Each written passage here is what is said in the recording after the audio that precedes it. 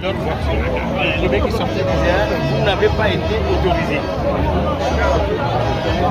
Il a oublié quelque chose, nous sommes en campagne électorale, on n'a pas besoin de demander l'autorisation pour être dans une caravane, parce que c'est une caravane qui s'est déployée pour aller déposer la gerbe. On n'a pas besoin de son autorisation. Quel commentaire vous faites de cette situation? Non, ça ne te regarde comme la brutalité, la barbarie, l'arbitraire, ça n'étonne personne. C'est tout ce qu'on peut dire. Mais on œuvre pour que ça cesse. Et ça va finir. Plutôt qu'il ne le voit. Vous étiez allé au vote dans la nuit, en principe pour aller faire quoi? Déposer une gerbe en mémoire du jeune, des jeunes qui ont été repêchés dans la lagune à la suite de la répression des 26, 27 et 28. Monsieur de ce bonjour, de la société civile, vous avez été témoin oculaire aussi de la situation, un commentaire? Oui, alors d'abord il faudrait mettre en avant le fait que les partis politiques ont bien voulu suspendre leur campagne pour les élections municipales pour mettre justement leur caravane et leur plan de campagne au service des citoyens pour que les citoyens puissent rendre un hommage mérité aux enfants qui ont été tués, aux 7 victimes en fait, qui sont tombées sous la barbarie. Et comme vous l'avez vu, ça n'a pas été facile. Aujourd'hui, nous avons vu des forces de l'ordre, dont certains étaient avec des cadous, sans aucune étiquette. Donc, ce ne sont pas les forces de l'ordre chargées d'assurer le maintien de l'ordre qui accompagnent. On ne sait pas d'où est-ce qu'elles viennent.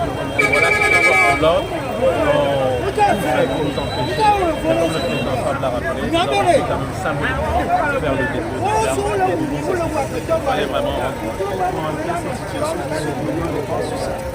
C'est écœurant. C'est le régime togolais dans sa face la plus hideuse, celle que le monde entier est en train de voir aujourd'hui.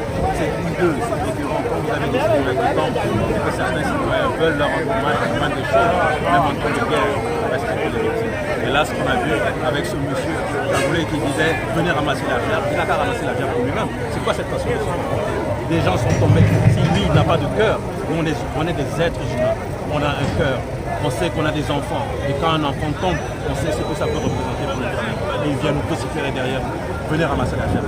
J'ai failli dire un mot que je vais regretter, mais je ne peux pas m'arrêter. D'autres manifestations sont en cours? Oui, bien sûr. Bien sûr, il y aura d'autres manifestations. Demain, après-demain, la semaine prochaine.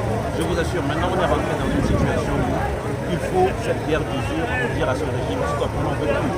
Le peuple togolais a suffisamment démontré sa volonté de changer. Qu'est-ce que les gens veulent le plus? Il faut vraiment qu'ils s'en aillent, c'est tout. On ne peut pas continuer avec un régime qui a totalement divorcé avec son peuple. Comment est-ce qu'on voulait conduire son peuple vers l'épanouissement et vers le développement? C'est fini, ça ne peut plus marcher. Ça ne peut plus marcher. Le mariage est consommé, détruit, c'est le divorce. Et maintenant, il n'y a jamais eu de mariage. Une union imposée.